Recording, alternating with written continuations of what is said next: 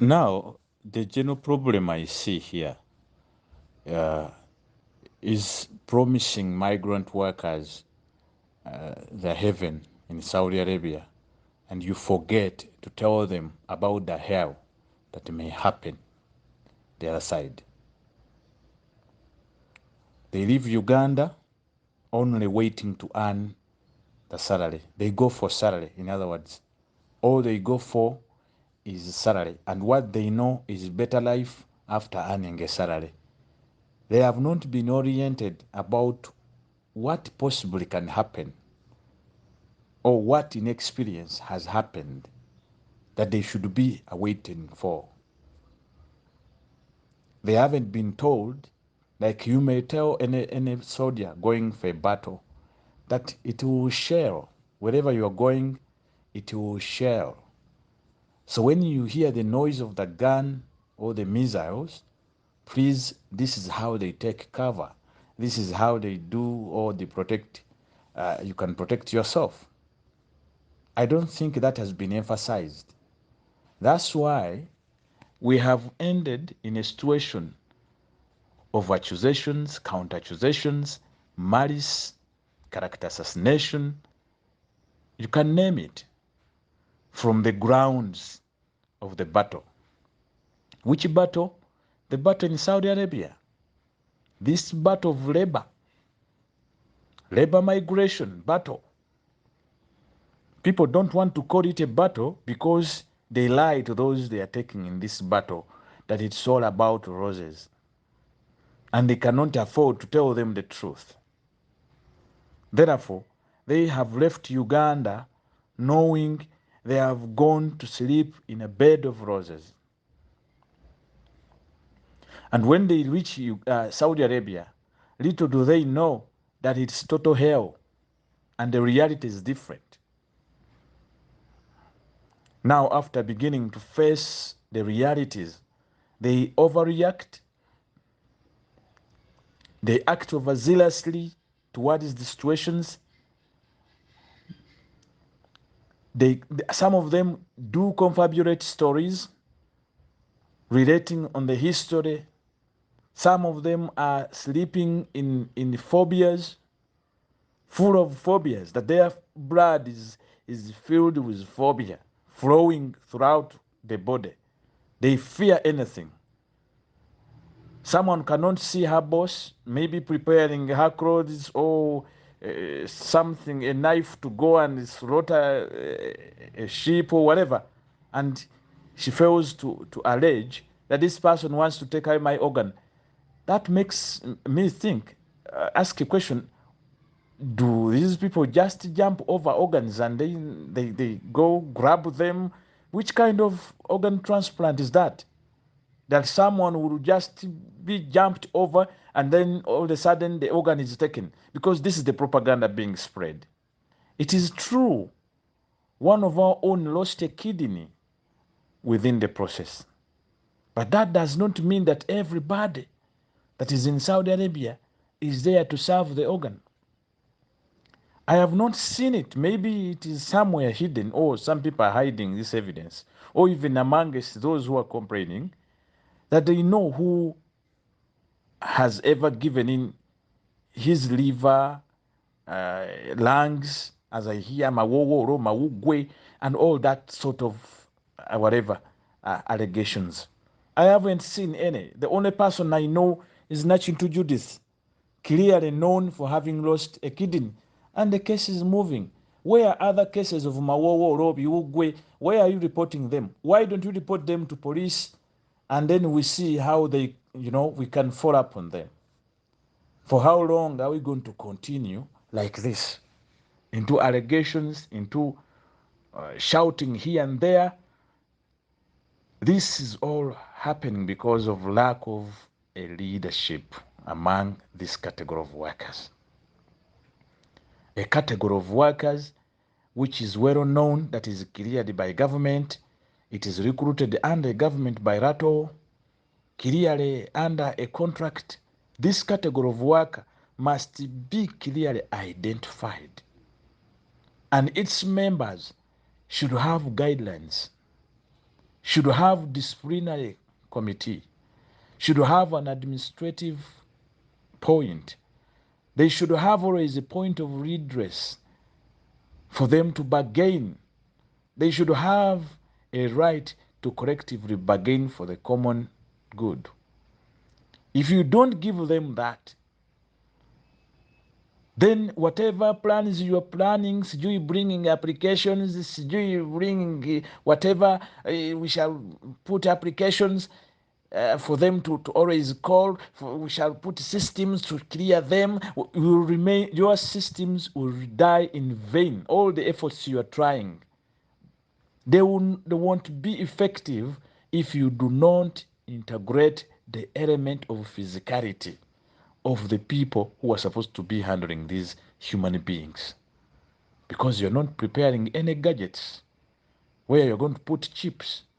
Migrant workers are not chips. These Ugandan migrants in particular are not chips, they're not electronic gadgets that you're going to insert chips in them so that you can trace them, you can track them on Google, you can do ABCD, they can report using this. No. The fact is that they have proved you, even if you bring an application, they will use that application to prove you that they remain suffering the same. And you won't do anything. You are the very people saying that the guys, you're putting systems to trace them. Aren't you tracing them now? What's wrong? What's the problem? Why are they continuing to suffer, to call, to shout? Somebody dies and it becomes, it becomes, it goes viral. Can you imagine? I just think about these companies sometimes whom they put onto Olukaliriro, that character kind of assassination, live, simply because it is fitting to manage issues in a compromise, simply because it was left to defend what it doesn't know. Because most of these girls die in the line of work. Others commit suicide due to the oppression and the tortures. Others do, die in very different circumstances. But who is there to follow up on that? Apart from the consulate, which has never delivered us anywhere. Because the consulate in Jeddah, in Dubai or Jeddah, they are compromised. I want to be straightforward to them. They may be trying their best, but they are compromised. Why? They cannot be standing in a position of government which is blamed, and then they get to be the very people to report and represent workers. That's where the compromise is. They are compromised that they want to speak on behalf of workers or to keep quiet, claiming to have managed the issues of workers, which they cannot explain to workers. In the end of the day, they have no way to explain to workers. Workers are ever left in suspense. They have got no leadership that tells me or tells them that this is the final word. This is the final word, or the final information concerning this allegation or this issue. They have got no one that has been identified for them. Any fool can come out and speak to them. So the embassy in Riyadh is in compromise, big compromise. It has got to keep the position of government. At the same time, it wants to pretend to be the one representing the workers, which is an error. The Vienna Convention, the people who formed these conventions were not stupid to tell you that people at the embassy cannot defend these nationals. You cannot defend them.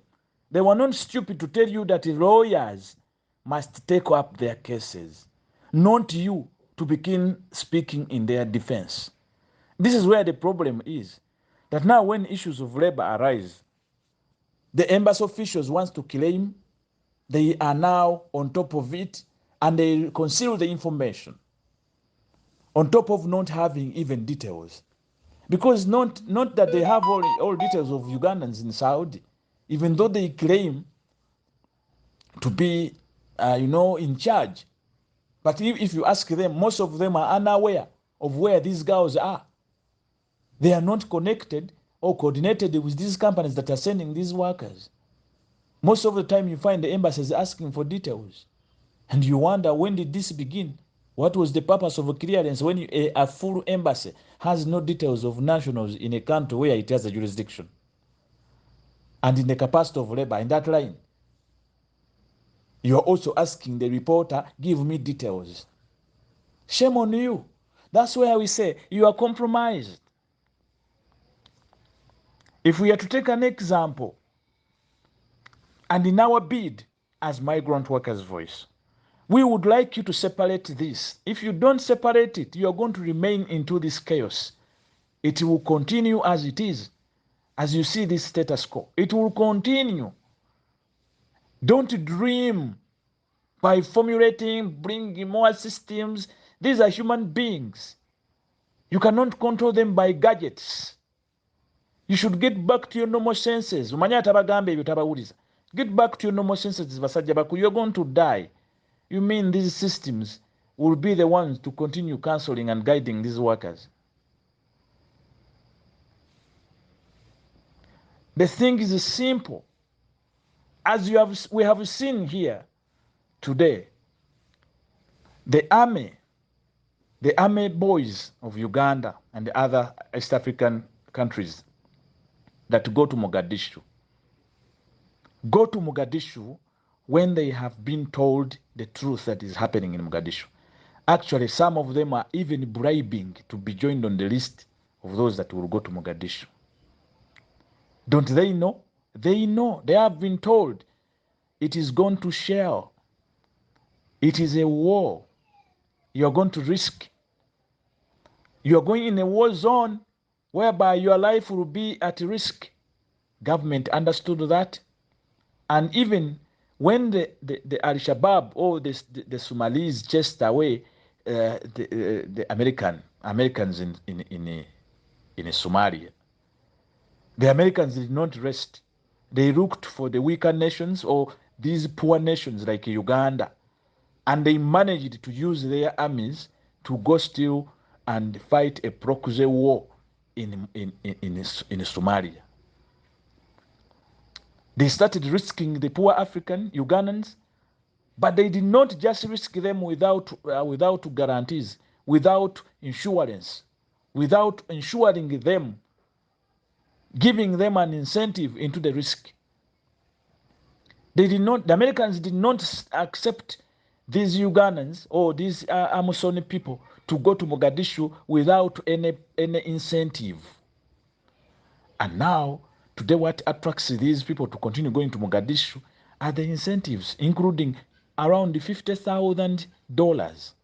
$50,000, that was promised for every family of a soldier who dies in Mogadishu. Some people have risked to go to Mogadishu just because they know, even if I die, my family will get this money. Some people have done so.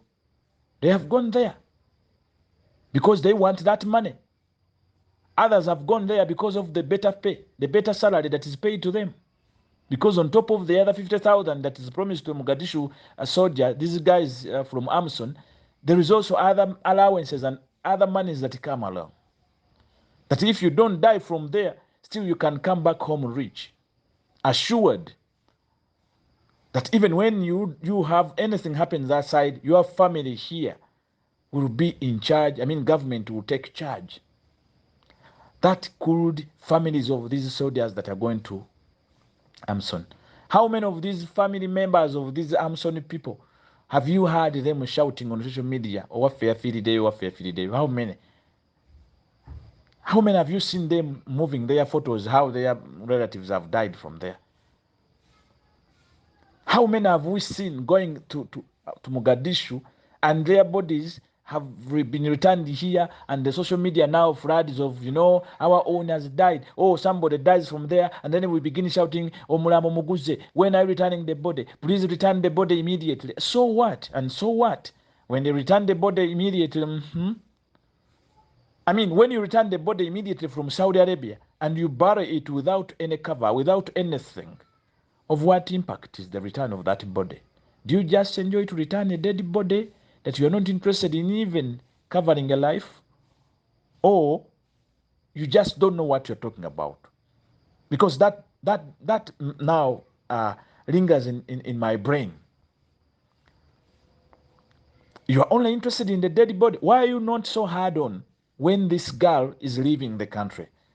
That how would this girl's life be protected without an insurance, without a social welfare package or whatever attachment? How will her children, because I've heard you several times talking, era omwana ina abaana yafiiriddwa nnyo, she had children, she had what, husband. Were those people not there before? They were there. I mean, when she was being seduced to go by these companies, didn't she know that she have children? The question is, how best do the Amazon people, the people that are selected to go in Amazon, how do they fit to go in Amazon? Do they pick any boys and girls from the streets of Kampala to go to Somalia simply because there is a war and anybody can die from there, therefore they can't risk their good soldiers? No. They have actually risked the best soldiers who can manage the war. Now the element of improving standards, training, and giving skills, the real thing, the real time experience, teaching it to these soldiers before they leave to Mogadishu is vital. It is key. Such that when you are selected to go to Mogadishu of Saudi Arabia, you will be fit for a battle. But how many companies are ready to organize these workers? Besides, how many groups of Amazon people, I mean training Amazon, that we have Amazon Ruero, we have Amazon group that, Masaka, we have Amazon so and so, and the company limited, we are all training soldiers that are going to Somalia. Is it like that? Government does not do like that. Its program comes in general. I mean, it gives them a way to generally even regulate and get to follow up on these soldiers, because they go as a group, they go in a tracked way. They know they have sent this kind of combat. They know how many are they, what are their names. They know all the details. They can trace. But how many Ugandans in Saudi Arabia can we trace that have been cleared by Ministry of Gender? How many? It's like sending soldiers to Amazon, and you don't know, at the end of the day, you can't trace them in numbers. You don't know where others are. This is where you find that some of them now, when they reach there, they join Al-Shabaab, and they turn against their government. There's that possibility. Because you can't trace them. I mean, am I saying anything alien? It's not alien. Look at the situation of Saudi Arabia and the Ugandan migrant workers exported there. Does the Minister of Labor know, even can it identify that according to the way this girl is talking is clearly our girl? They will begin from denying. Chibichigwanawala. We don't know that those are lying, the liars, they are trafficked girls, they are what? How do these girls you clear to Mogadishu of Saudi Arabia reach there? And you clear them actually under a government program, a government bus. They all board a government bus. They reach there and they turn to begin talking negative and whatever they talk against your own army, your own bus. Because they talk when they reach in Saudi Arabia, they talk, those who have run away, those who are doing whatever, they are not, almost all of them are against the thing, your actions of exporting them. But you never listen to them. When soldiers join Mogadishu and they reach there, you hear them talking about we don't eat. They are doing ABCD. They become dangerous because they can use the same guns against you and the same tactics you told them. This is happening in Saudi Arabia. The unruly tendency, the unruly character of migrant workers has been cultivated by the very administrators, the very ministry people in authority, especially those holding the political power in the ministry. You have done us more harm than good. You always think what you have decided will be now final. leaving gaps. You fail to embrace the workers' leadership. You fail to embrace, to recognize these workers' leadership, to have an organized body which can always supersede and guide their issues. But you choose to go in bed with the trainers, the commandos who train them to go into this war zone.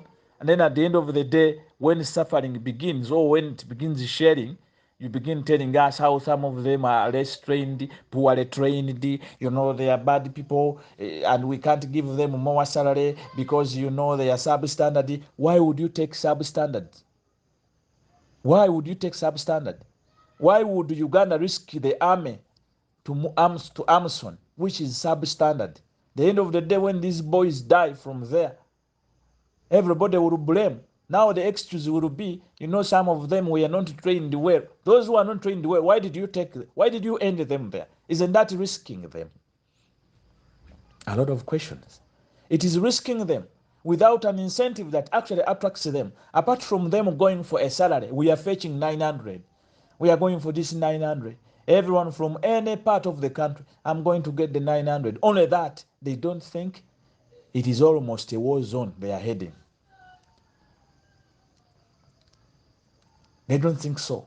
They're not told the truth. At the end of the day, they return. They reach there. They begin crying for help. Even you who sent them there, you cannot help them. Even when they return, for those who survive narrowly and return home, they get a hard landing because they have got nothing home. They have got nothing to assist them in Uganda. Unlike the soldiers that go to Amazon, who are attracted by the incentives in it, that you will be given $50,000 or your family will be offered $50,000 and you yourself will be better paid. You will be armed.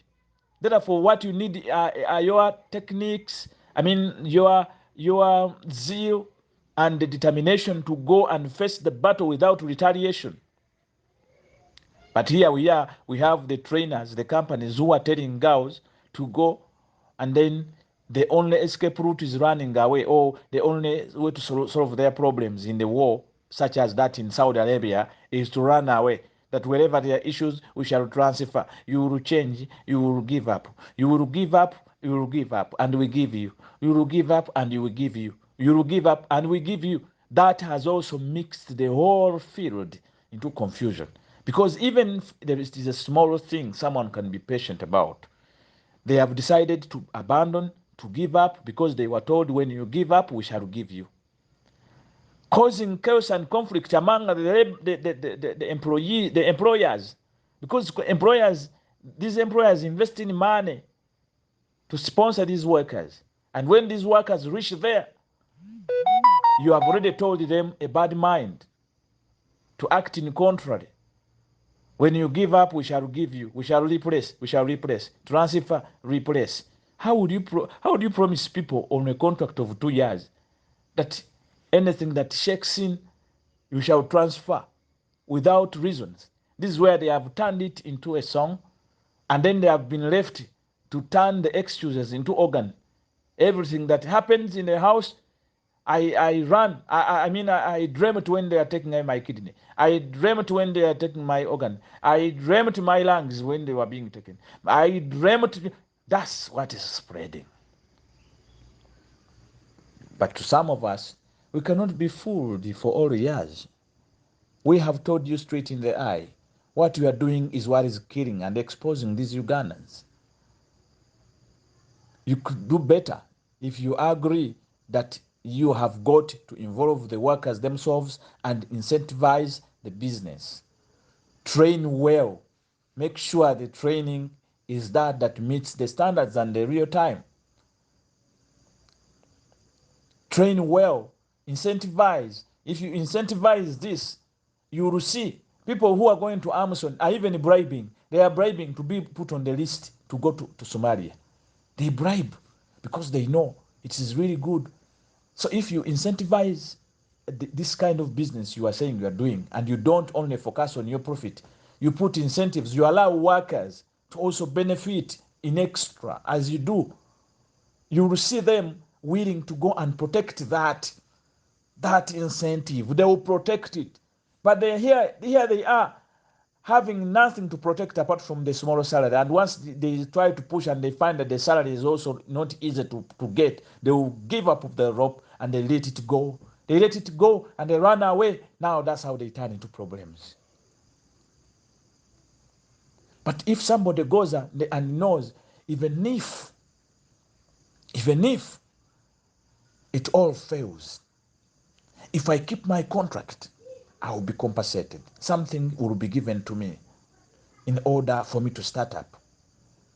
Something, even if I'm challenged here and there, justice will come if I keep this line. I keep my lane and I don't minder.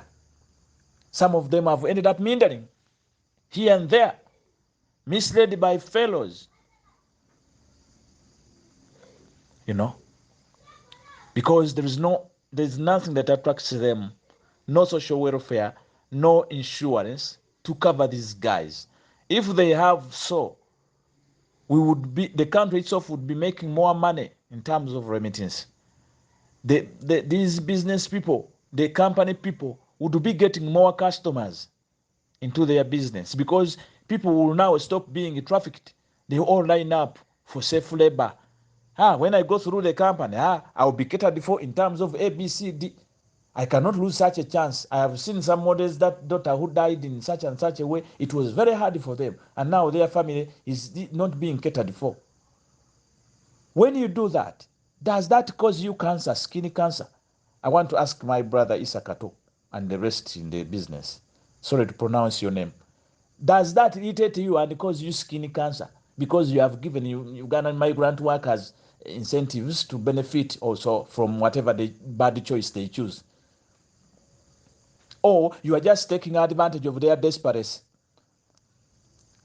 Being under unemployment, this irritating unemployment in Uganda, then you take advantage because you have exposed them to unemployment here deliberately under the tag of cheap labor. Now you let them go the other side, they become vulnerable, they learn to your mercy, they remain to your mercy, only to your mercy.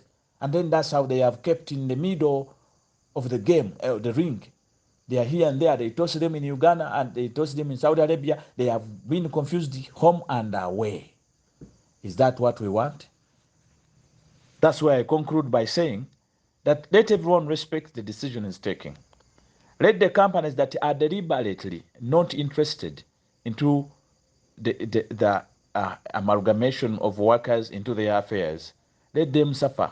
Let them respect the captivity of negativity as they continue to be negative towards what we are trying to suggest. Let them feel it. We shall not talk about the bloggers who are hitting you east, left, right, center. We shall not stop anyone who comes out to allege and talk any stupid thing about you. We shall not stop any migrant worker who want to allege organ, whatever they want to shout and embarrass this country as a voice. We shall not, because you have deliberately chosen to do so. And most of you choose to do so because you want to remain trafficking in the system. Once you bring us in, we shall know how you traffic. So we know your reasons. You don't need to even actually explain a lot. Continue trafficking, continue hiding your heads in the sand, but you wait for your turn. When your turn comes, you will also go off the map like the Middle East and others. You will go off the map. We have got no other option for you. What we are choosing for you, or we are suggesting in good heart, and for the good of the country, because some of us are Ugandan, purely Ugandan. We have got no other country. It's only Uganda. When we talk like this, we mean to protect the image of the country that is being portrayed or casted in a bad image outside there. That we can only save this image as Ugandans, regardless, without considering any political party. Because the business of Ugandans going to Saudi Arabia does not only take members of People Power or NRM, it takes all of us, including those who don't have any party. So we are non-partisan when we are talking about these issues. They affect us, even though we call the political players to take a quick decision. We cannot sit down to see the image of our country being spoiled by a few people, which few people you have failed actually to help. You have just abandoned, and yet you do better, only that you deliberately want to pay a deaf ear. That's why we keep saying, respect your decision. And we want you even to lose those licenses. This time around, we may distance, but if it ever lands in our office and we get into it with evidence, we shall teach you also a lesson. We shall teach you, because you have failed to embrace the right procedure, including the ministry officials who are just adamantly not interested into embracing order.